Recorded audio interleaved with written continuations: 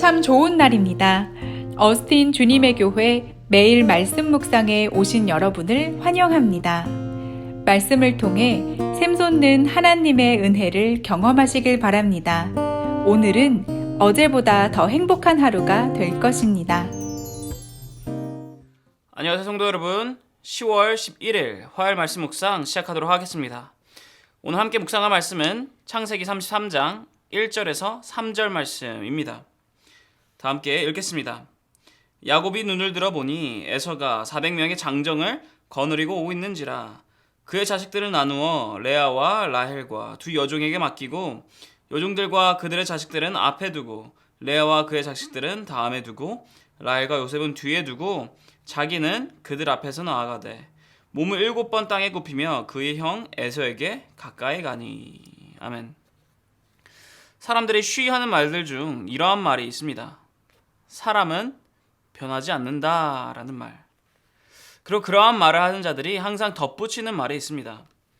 만약 변해 보였다 할지라도 그것은 잠깐 변하는 척하는 것이다 라고.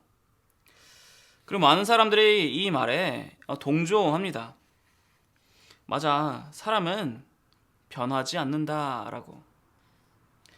근데 사실 우리는 조금만 이렇게 생각해보면 이 말이 얼마나 틀렸는지를 알 수가 있습니다. 유치원생일 때의 나와 지금의 나 똑같습니까? 그때와 똑같이 생각하고 똑같이 행동하고 그렇게 나아가고 있습니까? 그렇지 않습니다. 그 누구도 유치원 때의 나와 지금의 내가 똑같다고 생각하지 않습니다. 사람은 변합니다.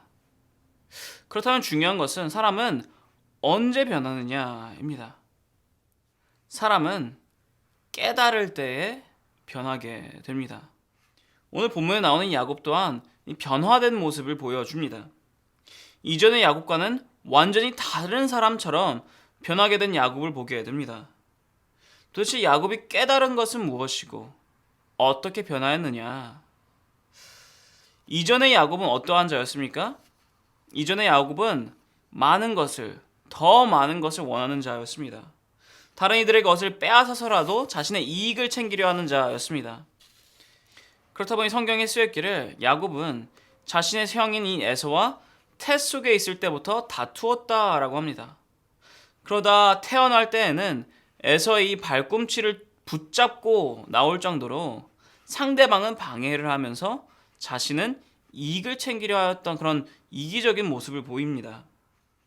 또한 나중에 커서는 자신의 형인 에서를 속여서 이 장자의 권리를 빼앗고요.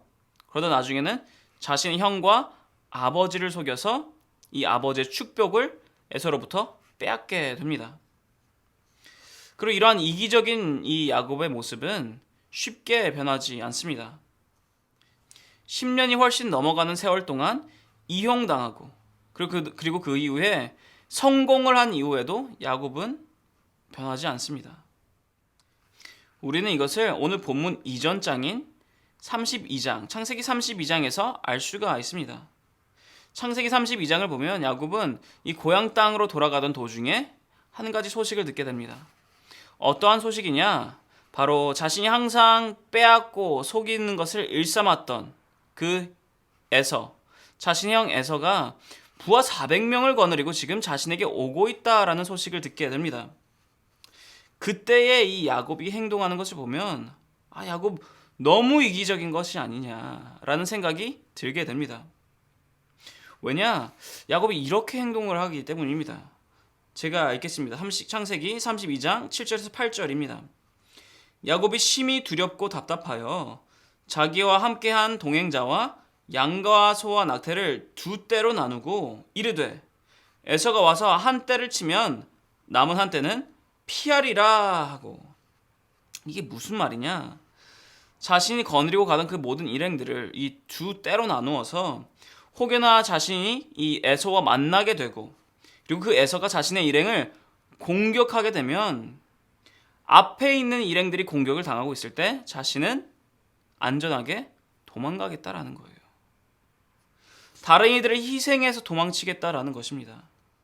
한 그룹의 리더가, 가장이 자신의 그룹을, 자신의 일행을, 자신의 가족을 여분 목숨 삼아 그들을 희생시켜 도망가겠다라는 것입니다.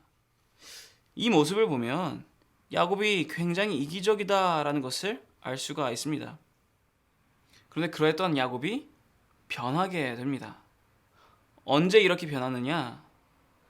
하나님의 사랑이 얼마나 크고 얼마나 위대하고 얼마나 끝없는지를 깨달을 때 변하게 됩니다. 에서와 맞닥뜨리게 되길 바로 직전, 그 절체절명의 순간, 그날 밤 이 야곱은 어떠한 사람과 씨름을 하게 됩니다. 밤새도록 씨름을 하게 됩니다. 그런데 그 씨름을 하는 과정 가운데 깨닫게 됩니다. 자신과 지금 씨름을 하고 있는 자가, 자신이 대하는 자가 바로 하나님이다라는 것을 깨닫게 됩니다. 그래서 나중에 이렇게 고백하지 않습니까? 내가 하나님과 대면하여 보았으나 내 생명이 보존되었다라고. 이 고백에는 야곱의 깨달음이 포함되어 있습니다. 하나님의 사랑에 대한 깨달음이 포함이 되어 있습니다. 야곱은 알고 있었습니다. 자신이 얼마나 죄인인지를, 자신이 얼마나 나약하고 자신이 얼마나 이 더러운 존재인지를 알고 있었습니다. 그렇게 의로우시고 능력 있으신 그 하나님과 직면하게 되면 자신은 죽을 수밖에 없다라는 것을 알고 있었습니다. 그런데 그러한 죽을 수밖에 없는 자신이 하나님과 직면하였음에도 불구하고 살아있다는 것을 경험하게 되면서 깨닫게 됩니다. 하나님께서 나를 사랑하고 계시는구나를 깨닫게 됩니다. 그냥 사랑하는 것이 아니라 끝없이 생명을 주실 정도로, 생명을 허락하실 정도로 끊임없이 넘쳐 흐르게 사랑하시는구나를 깨닫게 됩니다.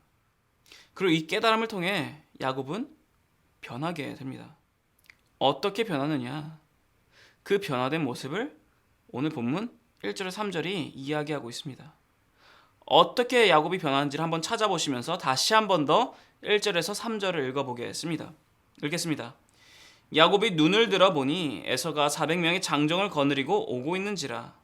그의 자식들을 나누어 레아와 라헬과 두 여종에게 맡기고 여종들과 그들의 자식들은 앞에 두고 레아와 그의 자식들은 그 다음에 두고 라헬과 요셉은 뒤에 두고 자기는 그들 앞에서 나아가되 몸을 7번 땅에 굽히며 그의 형 에서에게 가까이 가니. 이전의 야곱은 자신의 목숨을 보존하기 위해서 다른 이들을 희생시키려 하였습니다. 그런데 오늘 본문의 야곱은 어떠한 모습을 보입니까? 다른 이들을 앞세우며 희생시키는 것이 아니라 자신이 제일 앞으로 나아갑니다. 맨 앞으로 나아가 혹시나 상황이 위험해질지라도 다른 이들은 안전할 수 있도록 맨 앞으로 나아갑니다.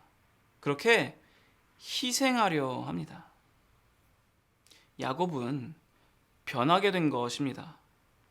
이익만을 쫓으며 사랑을 받기만 하려던 그러한 모습에서 이제는 희생하며 사랑을 나누려 하는 모습으로 변하게 됩니다.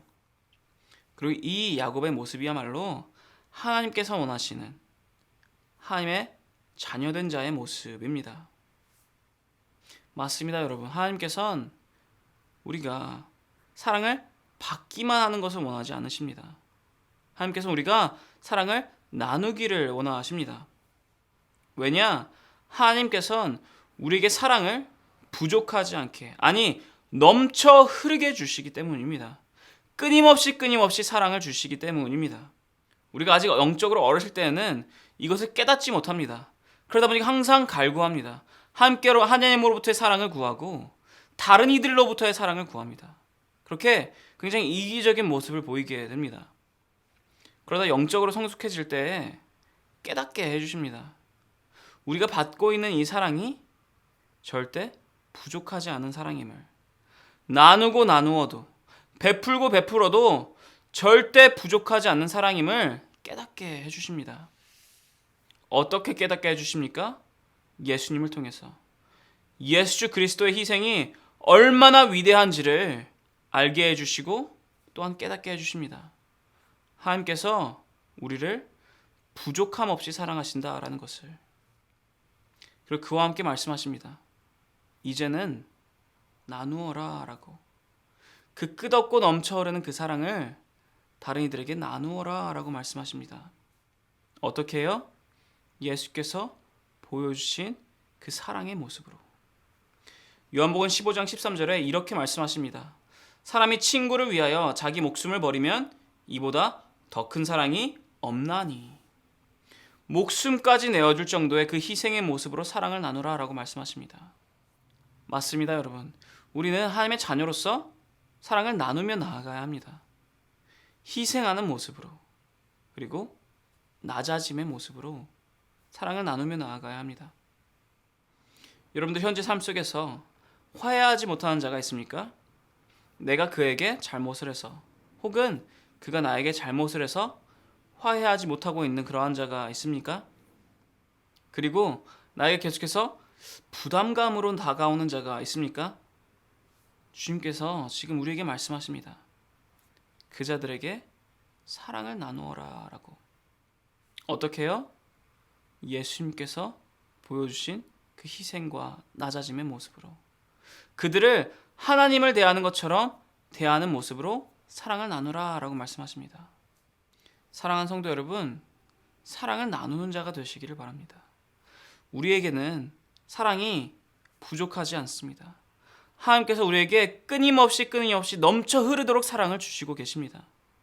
그런데 우리 주위에는 우리가 아직 영적으로 어릴 때처럼 이 사랑을 깨닫지 못하는 자들이 있습니다. 사랑이 없어 힘들어하는 자들이 있습니다. 그러한 자들에게 알려주시고 나누어 주시기 바랍니다. 끊임없이 넘쳐 흐르도록 부족함 없이 주시는 하나님의 사랑을 그들에게 나누시기 바랍니다. 그렇게 하나님의 자녀로서 나아가시는 모든 여러분 되시기를 축원합니다. 기도하겠습니다. 하나님 아버지, 감사드립니다. 주님의 사랑은 절대 부족함이 없습니다. 주님께서 우리에게 끊임없이 넘쳐 흐르도록 우리에게 사랑을 주십니다. 주님, 이 사랑, 우리가 받고 있는 사랑 나눌 수 있도록 허락하시고 인도하여 주십소서. 받기만 하는 자가 아니라 나눌 수 있는 자 될 수 있도록 허락하여 주십소서. 하나님의 자녀로서 걸맞는 삶을 살아갈 수 있는 자 될 수 있도록 허락하여 주십소서. 그렇게 희생으로, 낮아짐으로 나아가며 예수님의 본을 받는 그러한 모든 예수님의 제자 될 수 있도록 인도하여 주십소서. 감사합니다. 주님, 살아계신 예수 그리스도 이름으로 기도드렸사옵나이다. 아멘. 화요일 기도 제목으로 기도하기를 바랍니다. 첫 번째로 다 함께 기도하였으면 하는 것은 온라인 훈련 과정과 모임을 위해서 기도해 주시기 바랍니다. 온라인 모임에도 동일한 하나님의 은혜가 있을 수 있도록, 온라인으로 드려지는 훈련 과정을 통해서 모두가 더욱더 하나님과 가까워질 수 있도록, 그리고 하나님께서 인도자들에게 영으로 충만케 하시도록 기도해 주시기 바랍니다. 두 번째로 기도하였으면 하는 것은 화요 중보 기도 모임을 위해서 기도해 주시기 바랍니다. 이 기도 모임이 성령 충만한 기도 모임이 될 수 있도록, 그리고 또한 이 화요 중보 기도 모임을 통해서 주님의 교회가 영적 동력을 얻어 힘차게 나아갈 수 있도록.